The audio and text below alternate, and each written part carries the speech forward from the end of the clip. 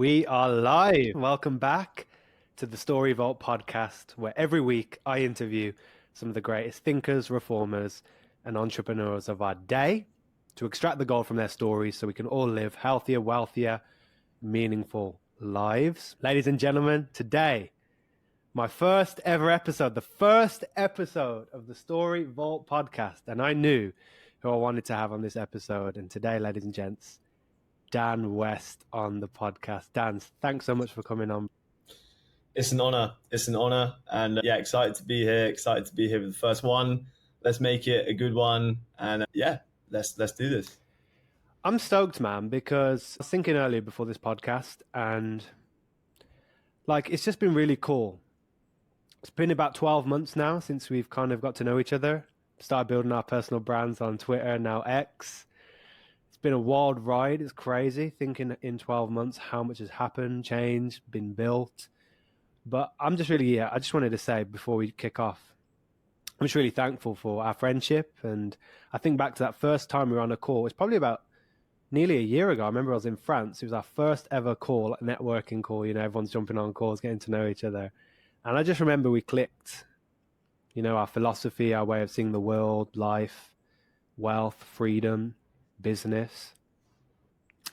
And I'm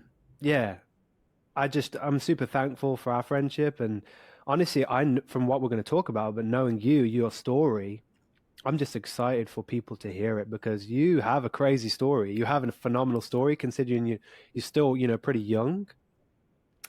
And I'm just excited to delve in, and so that people can hear the lessons, the ups, the downs, and ultimately, you know, to think about life in a different way, and to think about it from a purpose-driven, meaningful way where you see the end of what's important and then you work backwards and live according to the end, and live in the middle according to, you know, what's important in the end. So, bro, I am thankful for you, first of all.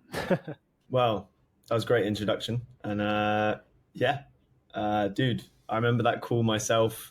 We definitely clicked. I think we were scheduled for half an hour and it ran over, obviously. Time flew, and we've been connected fairly deeply considering the relationships that I've made online. We've definitely formed a very deep bond, and straight back at you, man. I know what's going to happen in a minute. We'll end up going into our standard, appreciate you, and it will go back and forth. There's a lot of love here, so I'm glad people are going to feel that. But yeah, just once again, just looking forward to this chat, and excited for what you are building yourself. So it seems right. It's aligned. Let's go. What I love about our kind of chats is that, you know, right now we're just talking, you know, thankful, appreciative, but all of a sudden, bam, it just goes deep. We just go into some absolute deep stuff, and I like that, you know, we can just go flow. So let's jump in. So what I want to know, we're going to go into your story. We're going to, you know, go everywhere, and you've done some crazy stuff, and even now finding some awesome success in life, business and stuff. But what I want to know is, Dan West, 18 years old, he's come out of college or, you know, school, formal education in the UK. Tell me about that Dan West. 18 years old, who is he? What's his worldview? What does he think about the world and life?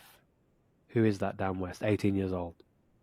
What a question. Okay, so when I was 18, I was incredibly lost. I was what you would describe as a massive underachiever. I found school, as in the younger years at school, middle school, secondary school, whatever you want to call it, quite easy. And then when I actually had to start making effort at sixth form, we call it in the UK, high school, whatever you want to call it, the stage before university, where it required effort, I didn't put any of it in. So I massively failed school, like meaningful school, the school that actually gets you into universities, the school that gets you, I guess, a good job after you graduate from mandatory education. So here I was, massive underachiever, because I was struggling at school and because my priorities were so I wouldn't say they were wrong. They just weren't aligned with what the school system had for me and what my parents expected from me. Now, my parents never put too much pressure on me. Maybe that's the reason why I was so loosey goosey, and I'm sure I'm happy to talk about that as well today. Um, and so they wanted us to get our heads down, regurgitate the curriculum that they were giving us, and it wasn't my bag. It wasn't my way of learning, so I massively failed. And because I was doing so bad at school, I was chasing, for lack of a better word, all the wrong things. Girls, like girls that were not good for me. Going out a lot, partying, was definitely getting well acquainted with alcohol at this point. And so when I came out of school, I was in a terrible place. And eventually, before I graduated high school, I actually got kicked out of my mum kicked me out. Like one day, my stepdad came into my room and he was like, "It's now enough's enough. Like you're out." And I didn't know where I was going to go. My dad luckily took me in, but my dad was never one to, shall we say, be a nurturing parent. So, I mean, by the way, have a great relationship with my dad. Just he'd never done the conventional parent thing, so this was a shock to both of us. Like, okay, I'm going to go and live with dad. Completely different experience, but all this instability meant that when I left school, I had underachieved massively. I had essentially, like I was kind of unwanted, and so my mental state was all over the place. So I ended up working in a co-op for like a year, and they saw the spark in me, and they were trying to get me on the management program. And I remember speaking to my mum one day. Although I'd been kicked out, I maintained obviously a strong relationship with her. It was just slightly different to what most people would experience. And she was like, "You shouldn't be working at a supermarket. You're too bright." And eventually I went and visited a few friends at university, and I saw what was going on there. I was like, okay, looks like some fun. Maybe I can get a degree. And so eventually I managed to scrape together a few universities that would accept me, and off I went. So that was me at 18. Like that was basically where I was at. I was a mess, complete mess, and feeling unwanted, self-esteem pretty damaged, but also, you know, I've been training in the gym and doing exercise and pushing myself physically for so long. It's kept me sane. So I also had this like energy about me and this confidence that didn't just fall off when all the bad shit was going on. So I was just a bit of a little shit, to be honest. And that definitely led me down some paths in my early 20s, let's just say that. But that was me at 18, just lost, completely lost, to be honest with you, Aidan. So yeah, that was where I was at. I hope that gives some insight. Probably not the most Wow. exciting part of the story, but yeah, it definitely shaped me. That's incredible. I mean, it's crazy because I know I always love hearing people's journeys, especially around that time where you kind of leave formal education and you kind of enter the world. And that foundation that you have is seen very clearly now when kind of the education's out, that kind of structure we're all born into is out. And now you realize, okay, this is who I am. This is, you know, what I value. This is how I see the world. This is what I'm running from. This is what I'm running towards. All these things. So it's really interesting. It's really interesting to hear where you've come from and where that started. Because I know that's not even 10 years ago, right? We're talking just around 10 years ago coming. So there's a lot happened in between from there, right? So what I want to know then is, I wasn't going to ask this question, but I just felt to ask it, is that you mentioned the co-op. I know your experience at the co-op was actually, there's an experience that was quite a marking moment for you, where you're working in the co-op and you've been working your whole shift and you want to go on a break.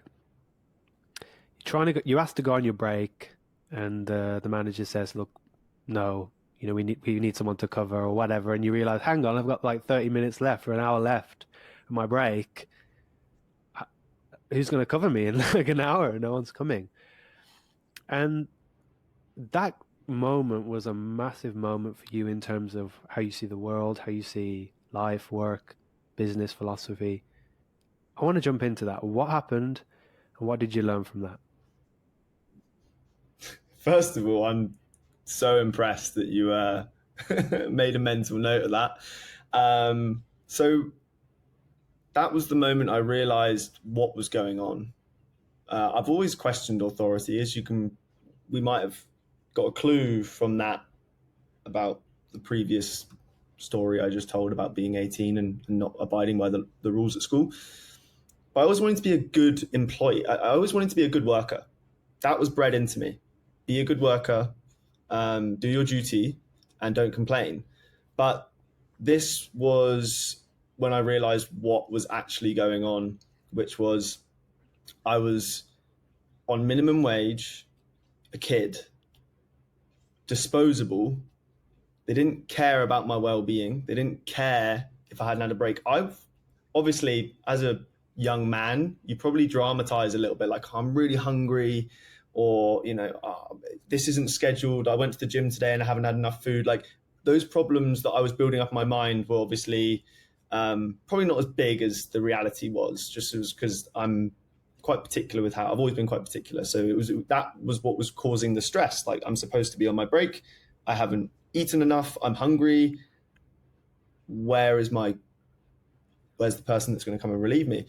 And they just said, sorry, there's no one. You got to just work. And I was conflicted because I had this sense of duty. Like I'm not someone that's going to walk away from my duty, but I've been completely neglected. And that was when I realized that's how they get you. And by they, I mean anyone that has authority, anyone that's created a system that you're a part of, you're a part of that system. You're not the creator of the system. You're a cog in that machine. And granted, Co-op's a big supermarket, or at least maybe not the most successful, but they're all over the country, as you know. And I realized that I was effectively the closest thing to a slave.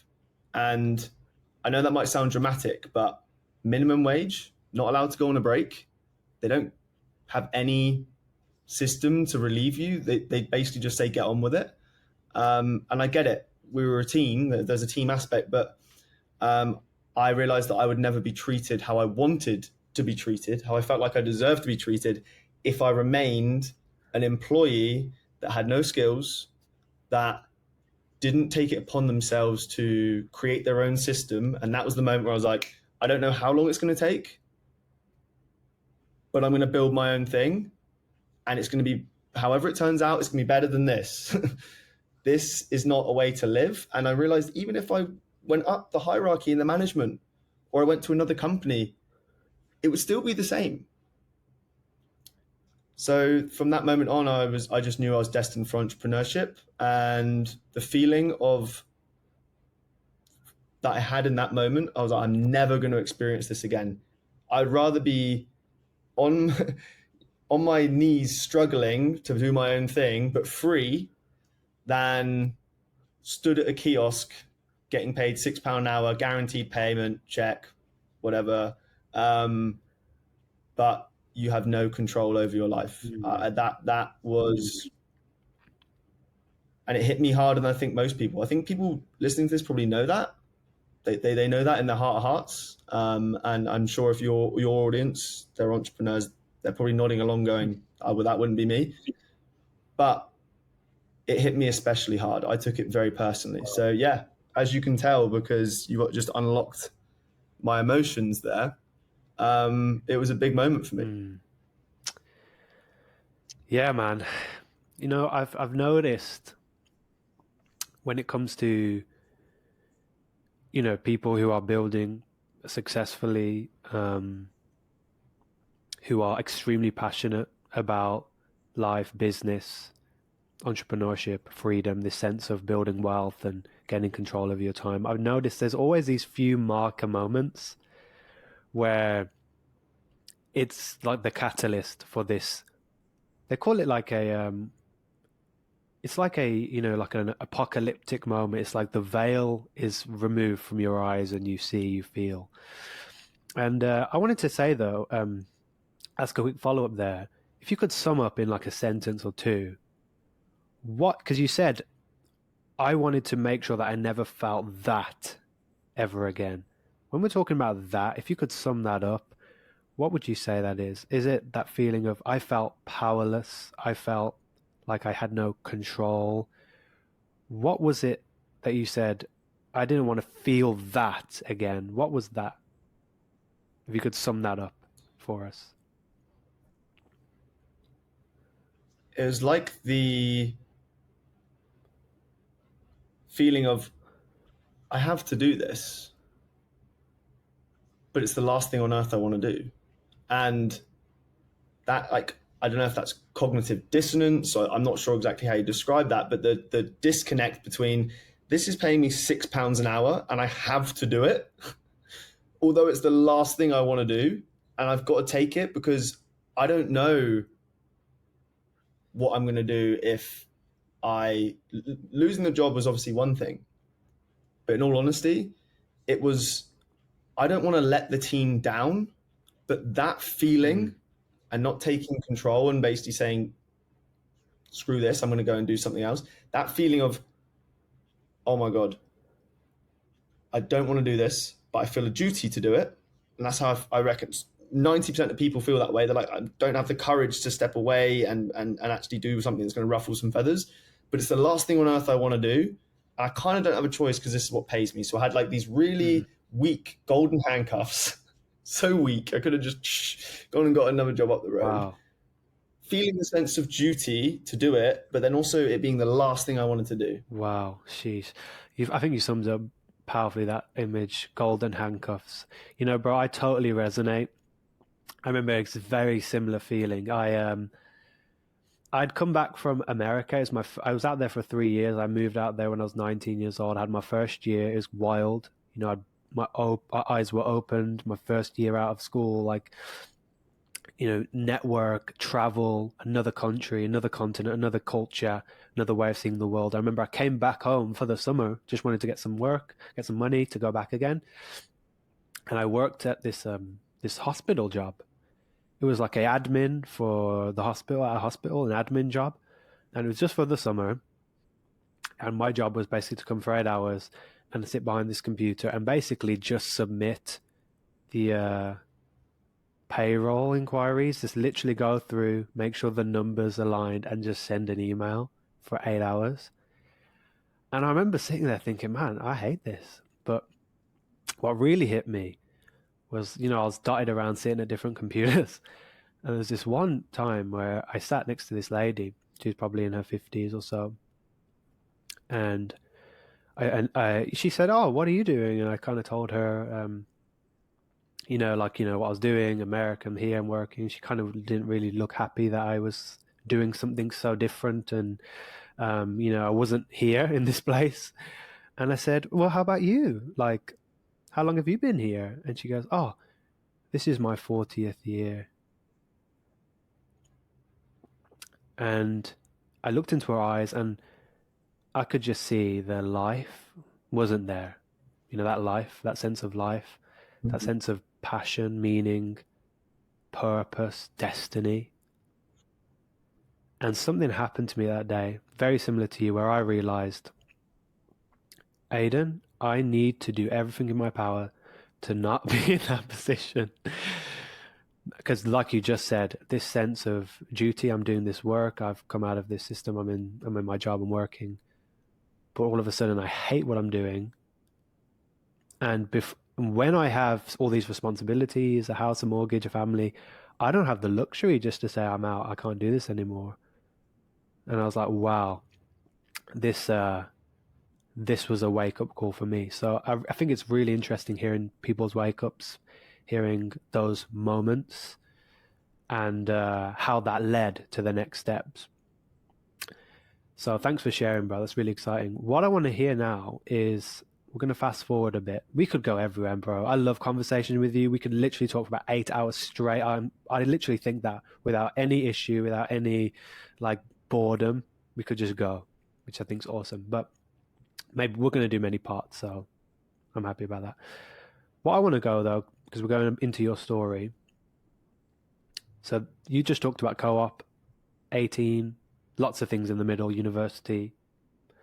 But 2021, you have a van, your friend has some web design skills. So you say, we're going to start a gardening business. How did that come about? And what were those key points that turned that into quite a successful venture? Hell yeah. Yeah. Turned out well. So COVID, if I had to summarize it in one word, like a dramatic opening, COVID.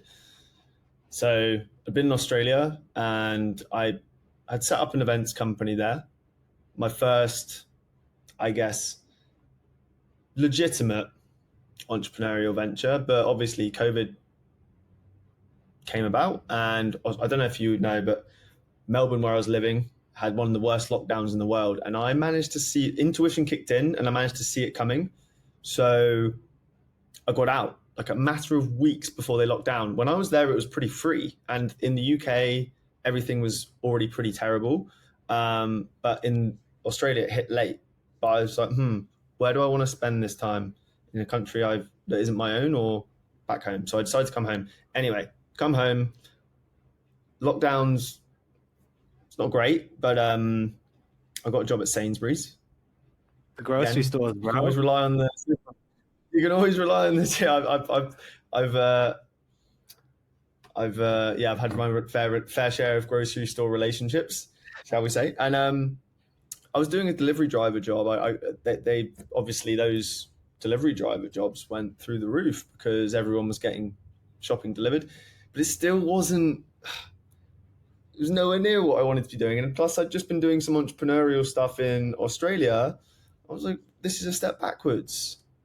And I decided to move in with one of my best friends, who's actually a lifelong friend, and he's actually here in Bali as well. I see him most days.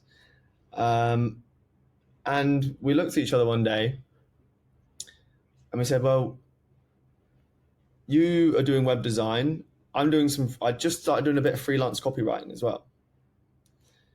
As well as doing the Sainsbury's job. I had a few other jobs. I was doing like 3 jobs at once at one point. I was doing some bar work. I was doing Sainsbury's delivery, and then I was trying to transition into this copywriting thing, which it was all going well. I was getting paid more than I'd ever been paid before, so I was smiling. But I was like, this isn't mine. This still. I'm just a freelancer / delivery driver. It's all a bit of a joke still. So we decided to get our heads together, and we realized, okay, what's something in the area that's not being done well from a digital marketing perspective? What's a service?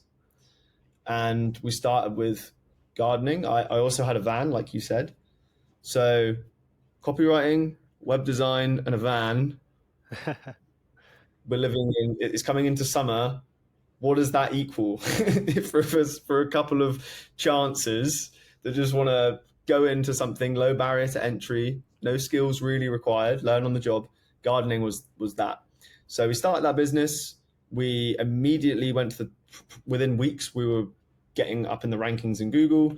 And I'd say it probably took about 2 months to really get the digital marketing firing. And by that point, we were getting a lot of leads, a lot of phone calls, and it became very successful very quickly. But as you can imagine, once the weather started changing, the work dried up. the weather didn't dry up, but the work dried up, and we had to find something else to do. And that was the only problem with that job, is it was kind of seasonal. But that was the first time really making my own money. We were making collectively. We were making very good money, even when we split it two ways. And we got all these new tools, and we just kept improving, and we had these like regular clients. It was great, and we were getting more and more leads. But then as soon as it started getting colder, we were like, okay, this is why not many people have probably been doing this, is because it's seasonal. So that was the only issue. I guess I'll jump to where we are now. Eventually managed to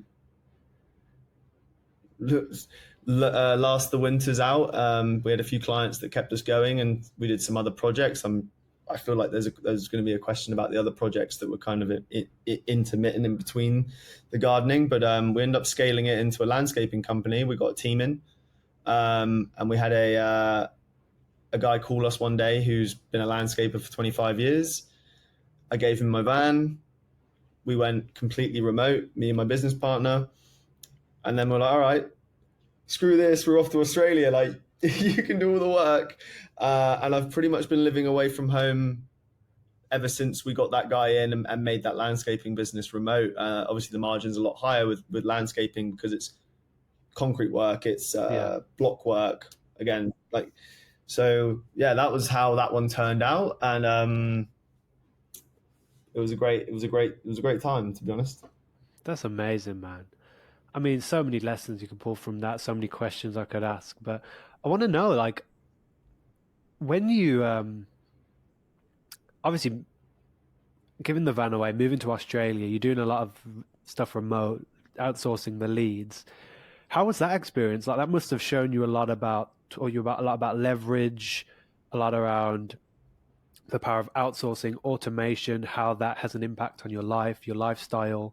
Like, I'm sure, was that like a big moment for you? Like, whoa, like this has allowed me to actually maintain a level of income without being super connected to my output.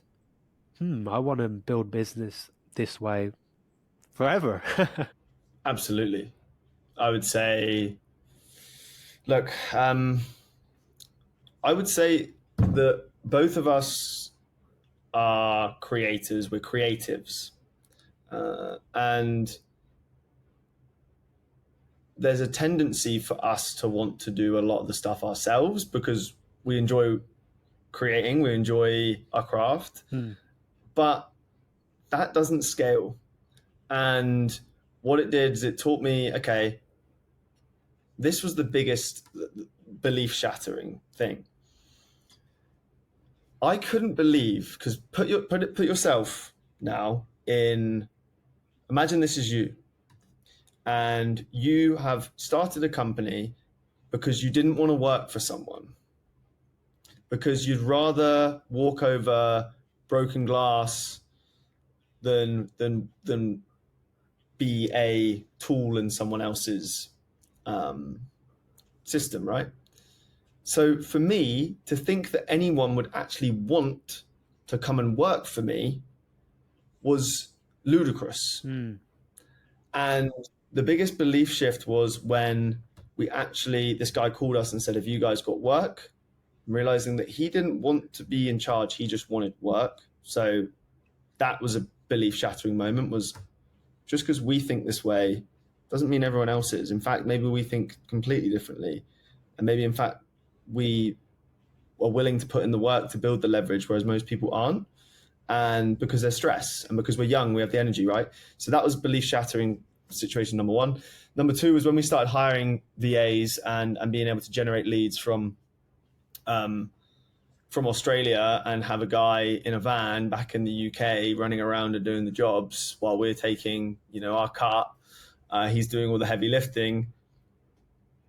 That was just an absolute eye opener. It was just like, okay, so maybe we don't, because we're not on the tools ourselves, we don't get paid as much as we were before, but we don't actually have to really do anything. We're just, all we've done is subtracted workload. Like, the biggest part of the workload is gone. We do the fun stuff, which is the marketing, the automations, the emails, everything, the systematizing, a little bit of management. And that was like, okay, this is how you grow businesses. At least at that point in time, AI hadn't really exploded onto the scene yet. It was people. It was people outsourcing, and we did it successfully. And it's a really funny part of my story. Sometimes I don't tell it enough because it's hard for people to get their head around it. But that was really my introduction into how businesses really work. I guess it was my first experiment, and taught me a lot. Taught me a lot. So you understand the power of leverage yourself, and I hope people watching this also are leveraging themselves. This was just a very unique way to do it with Yeah. a service-based business. Yeah, no, that's awesome, bro. That's awesome. Man, we could go into a whole rabbit trail about leverage, and one day I'll have Naval on the podcast. That will be the topic. But Yeah. until then, that's really awesome. And I've been reading a book recently. It's been one of my own books called The E-Myth, the problem why Mm. most small businesses fail. And it's been an awesome book. But like the premise of it is that it's the whole journey of entrepreneurship the author talks about, and he mentions there's two reasons mainly why a business will fail. Is that number one, a person who is used to being a technician in a business. So, like for example, you know how to make pies. Now all of a sudden, you start your own pie making business, but because you only knew how to be a technician, you didn't know how to be an entrepreneur and grow a business. You knew how to make good pies. You ended up turning the very thing you loved, pie making, into an absolute job you hate because now you've traded your whole life to try and run something that you're not capable of running. You don't know how to. So you turned your passion into a job that doesn't end. And secondly, the business wasn't created or it wasn't planned from the beginning to run without you being in it. So without that plan of I'm going to build a business that works, and the goal is that it would run without me even having to be there, now all of a sudden you don't have leverage, you're tied to this thing, right? And I think that's such a profound lesson to learn because even me, I think it's interesting, isn't it? Like I'd say last 6 months in different ways, as I've picked up new information, I've listened to more people, I've started new projects. It's so easy how we can fall into these traps, right? Even though we know the information. Like I've realized that recently. I've like, man, I started following something I thought was good, and it is good, but very quickly I've realized, okay, without a plan, I haven't built something really that's going to continue to roll without me. I'm going to be tied to this, which is so interesting. So that's such an interesting point you make. Um, and it's an interesting journey because I know now the way you've already built that business, different things you've been doing. There's some awesome success you've been finding. So I want to delve into that. And I can't believe we're already half an hour in. This is nuts. So what I want to know then is, I think one of the reasons I remember you said this to me one time on the call, and at first I was like, no one's ever actually said this to me. You probably won't remember it. No one's ever called this, but it really resonated. Like one time we were talking about life and traveling, and you said, and I told you what I was doing or something, and you said, like, Hayden, like, let's face it, like, we're nutters. You're a nutter. Like, you can't settle for normal. You're a nutter. And I was like, no one's ever called me a nutter, but you're right. Like, I'm a nutter.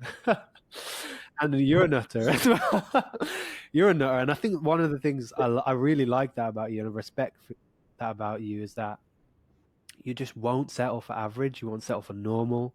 You're going to throw yourself into crazy things because, you have this view of the end of your life, what you're going to regret if you get there and you haven't done certain things, you've done certain things. Because of that, you've done some crazy stuff. So what I want to now delve into is 2022. Okay, 2022, 5 months. There's art created, there's community built, the Bad Creature Society. You go and launch a freaking NFT that does over 240K in revenue, and next thing you know, your developer has gone and run off with $90,000. what the frick happened, and what did you take away from that experience? Because you've told me this story, but every time I hear it, I love hearing it because it's such a profound, unique experience.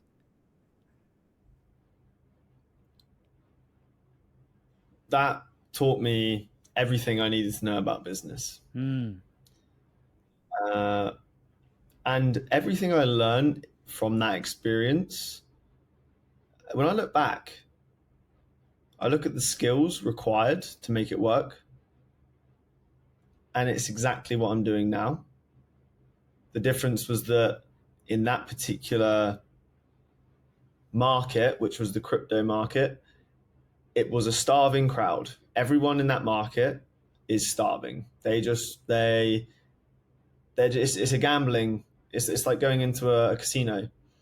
Everyone's got gambling fever. So it's very easy to persuade someone to come and have a go with your project, right? So that was something I didn't. It was too easy. It's too easy, and that's why it was too easy for us to overlook the fact that someone might actually want to exploit us, to betray it, to take advantage of us. So we came into that project, myself and my business partner from who set up the gardening business. Like obviously we're a good team. We complement each other very well, and also have some similarities. So we know how each other operates, and we got another mate of ours from school, two other friends, and really what we learned was if you work really hard at something, put energy into something, especially as a team, and everyone's just operating on like such a high level of energy that you're pouring into it collectively, doesn't matter what you're doing, there's going to be some kind of success at the end. You might not get what you expect, but you can't put that much energy into something collectively and with that much intention and not have some kind of success. But so that was really important for me. Was although I've really gone off the idea of hustle, there is no substitute for intentionally going after something 100%. Something's waiting for you at the end. It's like a debt, energetic debt gets repaid in whatever it is that you're chasing. And you can call that intention, you can call that just action. I don't know, but that was huge because obviously we made 240K. Some other lessons: if you have a bad feeling about someone, like our developer, for example, trust your gut. You'll never regret trusting your gut. Even like your gut might be wrong, but at least you'll protect yourself. You'll prevent yourself from getting a knife in the back. Because I had a bad feeling about him and another person on the team, and it was all just because we were trying so hard to make it work. Our backs were turned. We were focused on making it happen, getting the result, and as a result, the person that was actually slightly Machiavellian, I don't know, psychopathic person behind the scenes is like, they're so distracted making this work that I can just snatch it while they're not looking, and that's exactly what happened. We trust, and we were too scared to handle that much money, so that was a mistake. Was being scared to handle that much money, running away from the responsibility of holding the bag. None of us wanted to do it. And then the third thing was the community aspect. I was in charge personally of building the community, leading the community. I've never been so inspired in my life to lead basically like a rabble of individuals who managed to attract to our cause.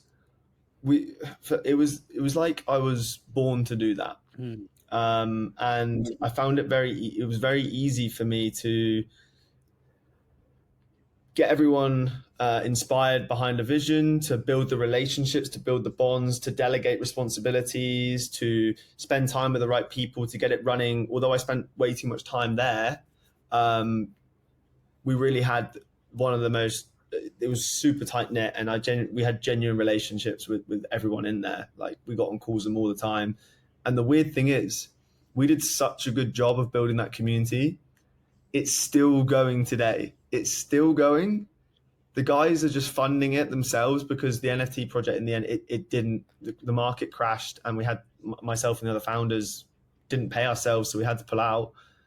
But the community lives on, and those bonds are just so strong. So we did a really good job at building a real community that wasn't just there for financial gain. They were actually there for the people.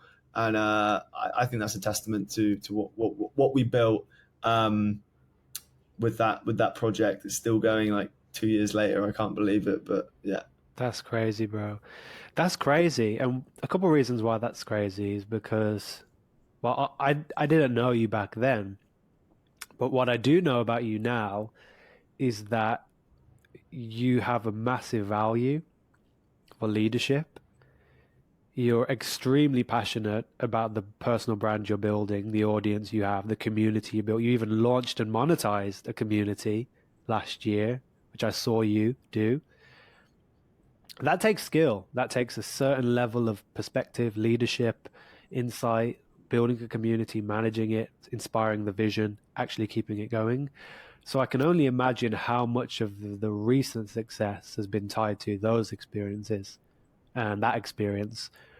But what I want to ask as well is that, I mean, that situation, like I'm trying to put myself in it. I don't think I can even really fathom what that must feel like. You know, you're a young guy launching this NFT, working 14-hour days, 18-hour days, I believe, $90,000.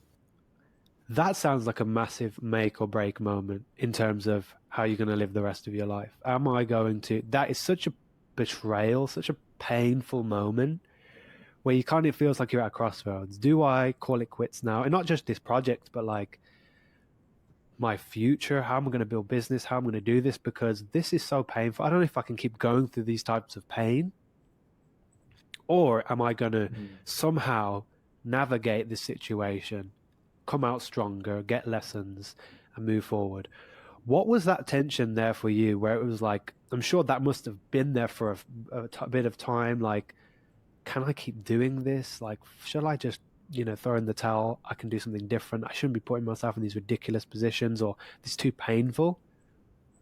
Or obviously that was going through your mind. You clearly chose the other option. But tell me about that. Like, what was going on? That tension inside. You want me to be honest? Please, please. So that experience was, I'm just going to say it how it is. It sent me into it's a downward spiral, because betrayal is one thing, but to go that hard for months and not get a reward is, I can't tell you what that's like. That is horrific. And look, we could have taken some money out of the project and paid ourselves. That would have been smart, but we weren't that experienced in business yet. Like I'd set up some businesses, but we didn't have that kind of judgment yet. And foolishly, we wanted to do right by our community. Integrity is something that I bring to everything I do. I would honestly, some people will laugh at me, but sometimes you've got to fall on your own sword, and sometimes you've got to do the right thing, even if it's not for personal gain. I don't know where that comes from. Most people are probably like, "Oh, he's full of shit." That's what we did. Like we did everything we could to make it work. So we didn't get a reward. We said no to the reward willingly. Like the money that we had in the project, we could have paid ourselves. We didn't, and it did. Making that decision is not a regret of mine, but it did send me. Think about the dopamine levels, right? You're expecting this big reward. It's there, and then because you're loyal to your values, you have to say, I'm not going to give myself it. You've basically denied yourself gratification. Not even denied the gratification. The gratification isn't just prolonged. It's now complete. You're not going to get it. No gratification's coming for you. You've just done 18-hour days. You made yourself a bit ill. You're not very well. You created all this value. You made someone a lot of money, and you come away with nothing. So I fell into a pretty deep I don't want to call it depression, but I was in a funk for a year. I was, my friends were like, you're not yourself. I was snappy. But what it did is it forced me to go inward again, Mm. look inward. I definitely went to another level of depth within myself and had to heal some things and realized that I was nowhere near where I needed to be as an individual anyway. So it was a good job that I had to face some demons. And it was one of the best things that ever happened to me. And look, this is how I'll sign off on this part. I never once was like, I'm not going to do this again. In my mind, I was like, if anything, I'm out for redemption. Wow. I'm out for redemption now, and I'm on a Oh. mission. Like nothing is going to stop me. Nothing. However, it was like I had to. I'm trying to think of a film that is a good example. It's like I just lost everything, and I had to rebuild, and I was in this like depressive state. You better believe that I never once in my mind said, we're not going again. I was like, no, we just need to get our strength back and we are going to go again. And this is where I am now. It's taken a year to get any kind of, to be honest, any kind of real success in what I'm doing here online. I did have some success last year, but again, some bad judgment calls, still a bit naive. But never once did I ever think I'm not going to do this again. I love doing it. I love taking these risks. I love doing this, You're a nutter. these kind of crazy things. Yeah, I'm a nutter, mate. But if I'm, be- I love if I'm that, being man. honest, yeah, I was in a dark place for a long time. Man, wow. Thanks for sharing that, bro. I think that's real. And, it's easy. It would be easy for you to say now, looking back, like, yeah, I was fearless, smashed through it, is what it is. Hustle, bro, all that stuff. But to be really honest, I really respect that and have so much respect for the integrity in that decision. With the project, obviously going through, it's like I've been there, man, in different ways in life where it's like the rug gets pulled from under your feet completely and you're on your face. It's like rock bottom. You've hit rock bottom. And that's this hard place. There's a lot of healing, a lot of pain, a lot of emotional healing that has to happen when we are humans. We're not robots. And so that's amazing to hear the journey you've been on to get where you are now. And I'm really, really grateful that you went through that journey because we wouldn't be here now. So, man, this has been a fire convo. I'm loving this. We could go forever. Where I want to go as we start wrapping up, because it just wouldn't be right if we didn't go here for the last 10 minutes or so. 2 words. 2 words. Money, Twitter. How did you come across it? Oh yes. We'll start there. How did you come across Money Twitter? Well, I built that NFT project. I say we.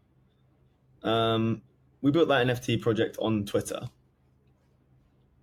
So I knew I've already monetized Twitter. So I was like, this is where if I'm gonna make any money online, it's gonna be on Twitter. So I'll tell the story quick. I know I've only got 10 minutes, so I'll leave out the boring parts and I'll just pay attention to the most important parts. I was sat under a tree in Australia.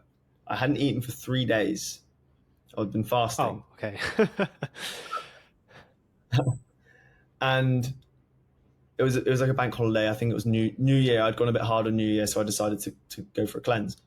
But over the last few months, I've been working pretty much running the online gardening business, but also doing actual gardening in Australia. And I was listening to audiobooks all day. I'm talking 8 hours of just audiobooks. You have no idea how many books I consume. I must have listened to 12 Rules for Life by Jordan Peterson like 12 times. And that's when I started posting stuff on Instagram, sharing stuff that I knew. I did a build. I built in public for the first time on Instagram. I said I'm gonna get in the shape of my life. I'm gonna drop to this kilos. I'm gonna get really, really lean, and I did it. And then I released a lead magnet, didn't even know what a lead magnet was, my workout routine, and got people to sign up to an email list. 75 people downloaded it. I was like, this is wild. Come on. And so I realized, okay, I was already doing this personal branding thing without having a clue I was doing it. And then I started writing blogs. And people were reading them. And I was promoting it on Instagram. But I was like, I've never monetized Instagram. The only people that are reading it are my friends. What am I going to ask them for money? Like, I don't even know how to monetize this writing thing. At least not how I was wondering where it would go. And so I came back to Twitter to promote the blogs. And within a few weeks, I started to notice who the players were. Not just the big players, I think Dickie Bush was like the first writer I found, Dakota I found, and then Dan Coe, obviously, like probably the biggest creator on the platform.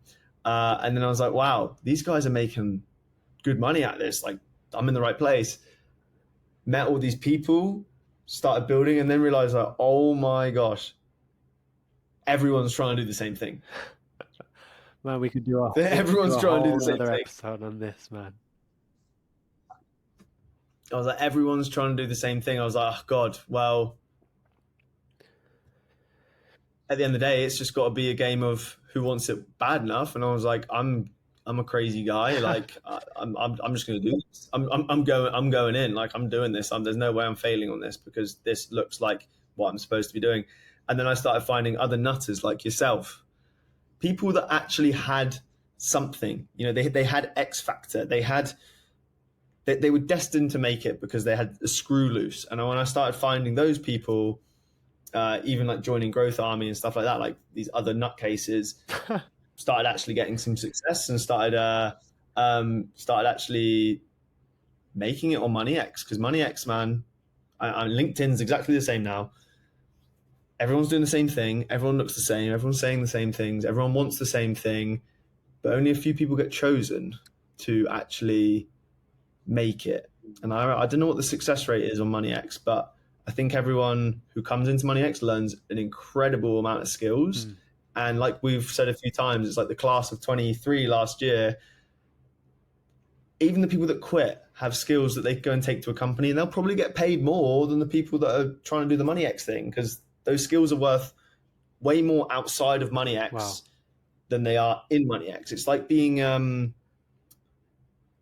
it's like being at Manchester City and you feel like you're not a good player, but then a Saudi Arabia team is like, hey, do you want to come and play for us for like double the money? And suddenly you're the best player in the league. I feel like that's what MoneyX is. Like, everyone's really, really talented, but if they just took those skills somewhere else, they'd probably get paid more. Wow. Because you learn a hell of a lot. But that's my MoneyX story, and I still love it, man. But we've obviously got some funny opinions about it and some funny stories. Yeah, definitely. That's awesome, man.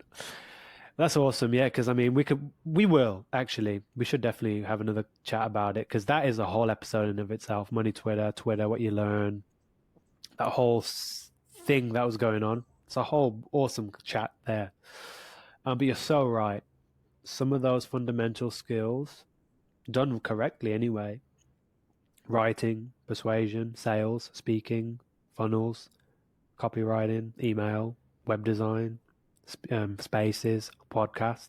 Like, you if you've done right, you're networking, you're really hitting the mark, right? And I think that is so true. What I want to wrap up with before we finish, there's a lot we could cover right now, but we could be here for another few hours. In that space of a year I've known you, you've grown on X, a couple thousand followers. You launched a consulting. You had your own consulting thing, brand consulting. You had a community. You had a sales agency, lead generation agency.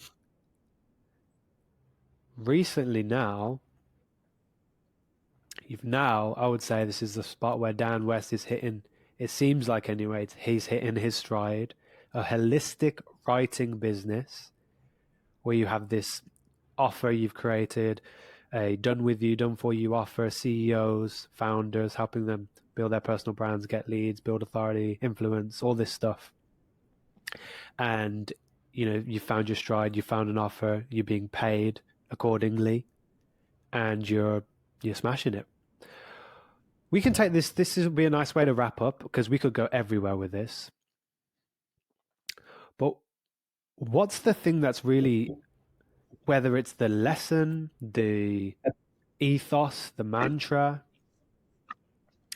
that is really burning on your heart right now? Because from what it seems, there's a lot going on right now. I can see in your content around working less but seeing more results, not necessarily hustling all day, the power of having that selling mindset. So just talk to me right now. What's going on in Dan West's world? Thanks for the branding plug there. I'm just experimenting, dude. And at the end of the day, well, actually, I'd like to introduce you to a thought I've been having lately. So I believe that Money X, or at least what we're doing, the creator economy, is a little bit like what the digital marketing space was a few years ago. You just had these digital marketers that could build offers and launch them to some kind of audience, right? Now, creator economy is unique because you can create your own audience and keep them. So for me, I've just been experimenting and trying to find the thing that's most aligned with me. And every single offer I've launched, I've made money, and I've also learned something. And effectively, what I'm trying to do is improving through experimentation and making sure that I'm always outdoing myself every time, because if I'm doing that, it means I'm on the right path. Right now, this is the most aligned thing. There's more long-term commitments with my current offer, I think you'd call it. And also, I've found that I'm influencing people more than ever, although I'm spending less time on the platform. People are adopting my ideas. I had the effect to do this before, but I can see it going deeper now. I can see people going, I actually want to do what you've done. Not just how did you get results, just, well, what is your actual system? Like, can I look inside? And people going, okay, like, I can feel, it feels more aligned. It feels like I really have hit my stride. And you sent me the message the other day, which I really appreciated, saying, I feel like you finally found, you know, well, you didn't say the word finally, you were too kind. You said, I feel like you've really found your stride. And I think going deep on topics, I start with blog writing, going deep, talking about things that really matter to me, expressing my worldview in a way that combines the copywriting and the sales elements in a way that gets people results, and not just a cutthroat sell way, more like we're building a life philosophy, and this is how we end up winning in the long term. Anyone that's in my audience, anyone that's a friend of mine that finds value in what I say, we're using bigger ideas to create a better life for ourselves. And part of that better life for ourselves is financial abundance, good health, not working too much, but also appreciating hard work when we have to, and really about getting results in a way that makes our life better. Not just let's get rich, not just let's get loads of followers. No. How can we actually live the best life we can, have it all? And that's just what I'm trying to help people with. And if they're getting value from it, I'm you know, I'm whole. I'm fulfilled. And yeah, dude, I'm very blessed right now because things have never been more aligned. I'm very lucky, but it came with experimentation. Amazing. Amazing, bro. Honestly, I think looking at you, seeing what you're doing now, you've always been a leader, especially seeing you this last year. The best marketers, you know, are testers. You're a ravenous tester.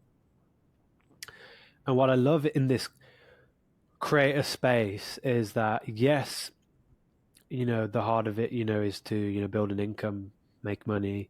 And of course, to do that, you need to be skilled at something. You need to know the fundamentals of business. But what I like about it is that those who seem to really make it work, who seem to really gain kind of this unspoken authority, in like status, place of influence, is their ability to really communicate their ideas in a way that really, really resonates with people. It's like they're selling not only their offer, but they're selling their worldview, they're selling their philosophy, they're selling their way of life. And I think you're doing that, really well. And so it's been awesome to have you on the podcast, bro. And I'm just super excited to see what you do over the next 12 months, because yeah, I really believe it's just the beginning, bro. So yeah, man, thank you so much for coming on the podcast. I know we could have gone for another couple hours, but thank you, bro. Thanks for having me, man. Like you're a, I've said this to you before. You know, you're a great interviewer.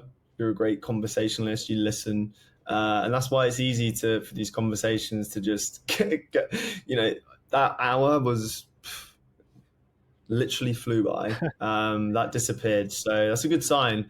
And yeah, appreciate the words, but more importantly, your podcast, what you're going to be doing over the next few months. I'm excited for that, dude, and I'm just grateful you invited me. It's been a blast as always. Bro, it means a lot. Absolute pleasure to have you on the first episode of the Story Vault podcast. To wrap up, bro, I know you're building some stuff right now. You know, you've got a YouTube channel, you've got your socials, you've got, digital odyssey. So let people know, like, how can they get connected with you? How can they get into your world? Where would you like people to meet you after we finish this podcast? Um, Look, I guess I am not afraid to promote myself a little bit. The newsletter. If people like what they heard, if people like, yeah, like the ideas that were shared here, just go to the newsletter, subscribe to that. I let everyone know what's going on in my newsletter. That's really where I'd say the hub is for me. So yeah, go and check out the newsletter, and I'll see you guys there and chat to you there, and yeah, continue the conversation with you. Awesome. Well, ladies and gents, thanks so much for listening today. The first episode of the Story Vault podcast, where every week I chat with some of the greatest thinkers, reformers, entrepreneurs of our day to extract the gold from their stories so that we can all live healthier, wealthier, purpose driven lives. Dan, it's been an absolute pleasure. And until I see you in real life soon, have a great one, bro. Thank you, mate. Peace.